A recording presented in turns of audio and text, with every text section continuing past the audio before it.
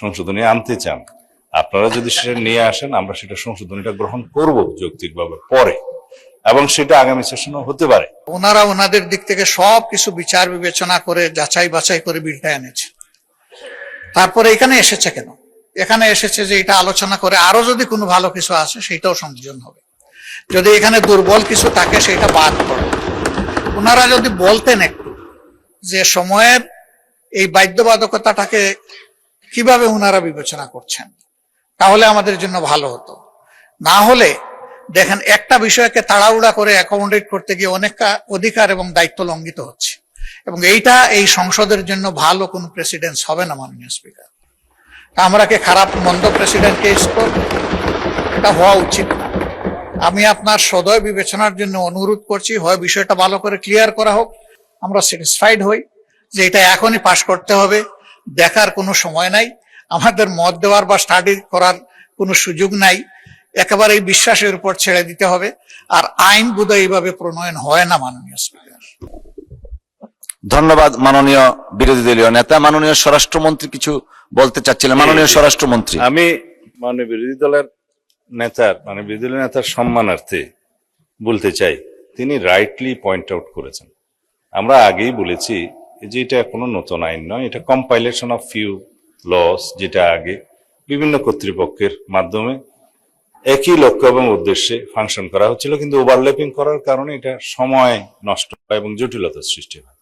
এটা জাস্ট পূর্বের আইনগুলোকে এক জায়গায় নিয়ে আসা, এবং সেটা আমাদের রহিত এবং হেফাজতকরণ সেকশনে 66-এ বলাও আছে, এবং এটার সময়ের বিষয়টা যৌক্তিকতা সম্পর্কে আপনাদেরকে আগেই অবহিত করেছি। আমরা নিজেরাই খুশি হতাম যদি আরো আগে বিলটা আনতে পারতাম, এবং এই পার্লামেন্টটা আরো বিলম্বিত করা যাচ্ছে না। দেশের যে বন্যা পরিস্থিতি এবং বিভিন্ন কারণে সমস্ত সংসদ সদস্যগণের একটা তাগাদাও আছে যে পার্লামেন্টে যেন আজকের মধ্যে এটা অধিবেশন সমাপ্ত করা হয়। বিভিন্ন কারণে আমরা সময়ের সীমাবদ্ধতার কথা বলছি।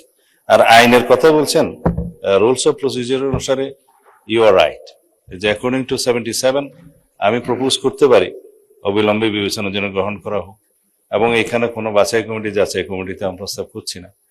কিন্তু একটা বিষয়, তারা যে সংশোধনী প্রস্তাবগুলো দিতে পারতেন সেটা সময়ের কারণে হচ্ছে না। তা আমি তো প্রতিশ্রুতি দিচ্ছি, সদস্যগণ যে সমস্ত ধারার মধ্যে সংশোধনী আনতে চান, আপনারা যদি সেটা নিয়ে আসেন আমরা সেটা সংশোধনীটা গ্রহণ করব যৌক্তিকভাবে পরে, এবং সেটা আগামী সেশনও হতে পারে। এমন না যে এটা আইন পাশ হয়ে গেল, আমাদেরও প্রয়োজন হতে পারে মাননীয় স্পিকার আগামী অধিবেশনে এই আইনের উপরও হয়তো সংশোধনী আনতে হতে পারে। কম্পালশনটা হচ্ছে এখানে যে বিনিয়োগের অপেক্ষায় দেশি বিদেশি বিভিন্ন বিনিয়োগকারী এখানে বিভিন্ন চুক্তি করার জন্য অপেক্ষমান আছে। আমাদের 4 মাস 5 মাস অতিবাহিত হয়ে গিয়েছে। এই আইনটা যদি আগের সরকার অথবা ইন্টারিম গভর্নমেন্ট যদি মনোযোগ দিত, তাহলে এই 5 মাস আমরা বিনিয়োগে অনেক দূরে এগিয়ে যেতাম। সুতরাং new government, new aspiration, public aspiration অনেক বেশি, এবং আমাদের নতুন এসপিরেশন অনুসারে গ্লোবাল ডিমান্ড অনুসারে আমাদেরকে যেতে হচ্ছে পৃথিবীর অন্যান্য দেশের আইন কানুনের সাথে সামঞ্জস্য রেখে। যদি এই সুযোগটা আমরা নিতে চাই তাহলে আমাদের আইনটা আজকে পাশ করা দরকার, এবং এখানে যে সমস্ত ধারায় মাননীয় বিরোধী দলীয় সদস্যরা সংশোধনী আনতে চান, আমি আবারও প্রতিশ্রুতি দিচ্ছি মাননীয় প্রধানমন্ত্রীর পক্ষে সেই সংশোধনীগুলো আমরা গ্রহণ করব যদি যৌক্তিক হয়। ধন্যবাদ মাননীয় স্পিকার। ধন্যবাদ মাননীয় মন্ত্রী।